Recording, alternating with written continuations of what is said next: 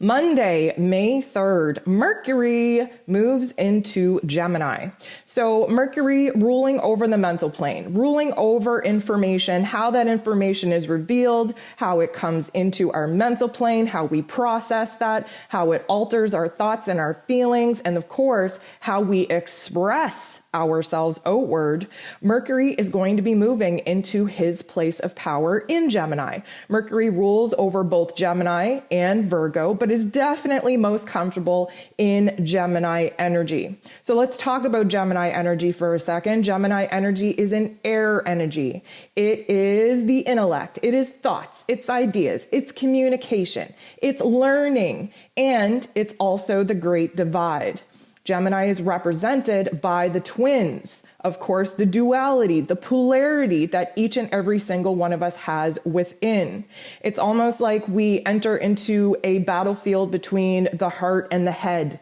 And even so, when we zoom in on the topics and themes really affecting our heart space, we're divided on that. If we move into the mental plane, the choices, the decisions, the information that we are currently kind of, mulling over, that provides a great divide as well. And the whole purpose here in Gemini energy is to find balance, is to find the sweet spot, is to keep our minds open and free in order to absorb new information, new perspectives, new details that's going to provide us with enough information on both extreme sides for us to make an educated, informed, grounded, centered type of decision for ourselves before moving forward. So just kind of a little bit of a summary here. Aries season was when new life happened, new sparks, new interests, new ideas. Then Taurus season happened, and that's kind of when we had to put the blinders on and focus in on, specific ideas and what it is we wanted to create, what it is we wanted to plant. There was a lot of reevaluating going on, especially where our relationships are concerned, where our worth and our time is concerned, where it is that we're pouring our energy into.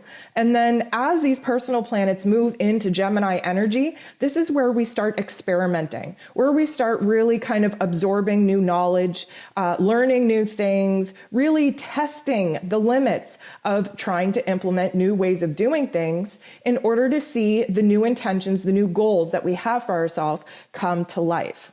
So Mercury, very powerful here. And again, Mercury is going to go retrograde at the end of May. So we want to use this energy to our advantage. We definitely want to keep an open mind here. This is going to really provide us with an energy that, although we feel scatterbrained because there's a lot of attention that Gemini bounces from, right? Like there's so much going on, multitasking, new areas of interest. We are really scatterbrained. But when something comes up that really pulls us, that triggers that alignment between our heart and our head, suddenly we are clear-headed and focused on what needs to happen. We can think of it logically and practically. We can form a plan, but we can kind of go from extreme focus to extreme mental fatigue very quickly. We can be hyper-focused on one thing with tunnel vision, or we could be all over the place, not being able to hold a thought, not being able to really walk through the process that we need to walk through in order to be logical and practical and objective. So we're really kind of testing our mental flexibility here, how we can kind of go with the flow. And we have to keep in mind that the sun is still very much in Taurus season, bringing stability, bringing ideas to life, focusing on creating. So, that Tauran energy wants to keep us very present in the moment, connected to our physical senses, in our physical body, in our physical realm. And then, of course, Mercury and Gemini just wants us to escape into the mental plane and start, picking and prodding through the details and through different ideas and different perspectives. So Mercury in Gemini kind of triggers our curiosity. Our curiosity peaks, especially in areas where new ideas are being initiated, where testing new ways of doing things is initiated. It's that childlike innocence of, you always think of like little kids asking, well, what does that do? Well, why do you do that? Well, how are we going to get there? Asking a million questions about simple simple type of concepts. This is kind of the energy that Mercury and Gemini will instill in every single one of us. And it's not a bad thing to return to our childlike innocence. So this is going to be a time of facts and a time of ideas. And, just on the grand stage of what's going on in the world, you can see very clearly the divide taking place. Everybody thinks that their opinion and what it is that they believe in is true, is factual.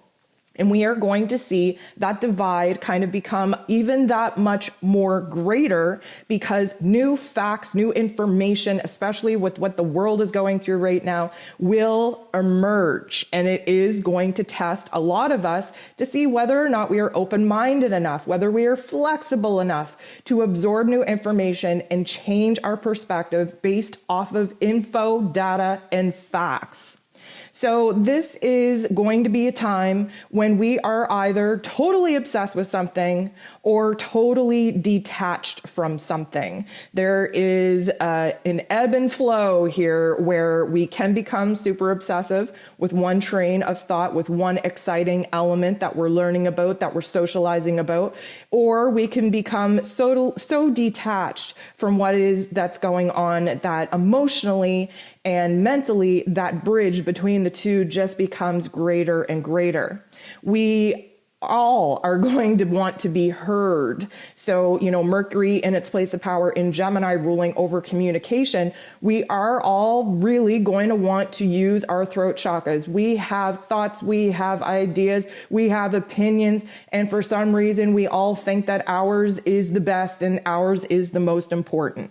And so because this is a very social time, because this is a very communicative time, there's going to be a lot of rants, there's going to be a lot of tangents, and there's going to be a lot of debate, especially in the social platforms of what's going on in the world, especially when new information comes out and challenges those people that aren't flexible enough to absorb new information, new details, and, kind of change their opinion and perspective based off of the facts that they so desperately want, need, and are tied to.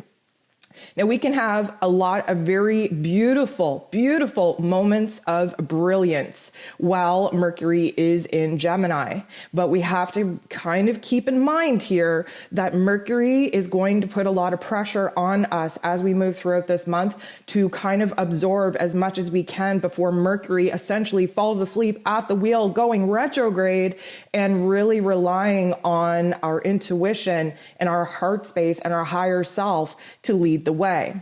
So throughout this month, we're going to have a lot of added pressure because the true node is in Gemini. And as Mercury moves throughout Gemini, there will be a conjunction between Mercury and the true node, which suggests that there is going to be a pivotal point for the human collective path where new information, new data, new perspectives are revealed that's really going to shake things up, switch things up, and really force us to look at the factual data in order to make an informed opinion. So this is going to be a time to truly think with your mental power on what it is that you want to bring to life, what it is that you want to create, and where it is that you're actually operating from that new perspective and from that new informed decision-making brilliance.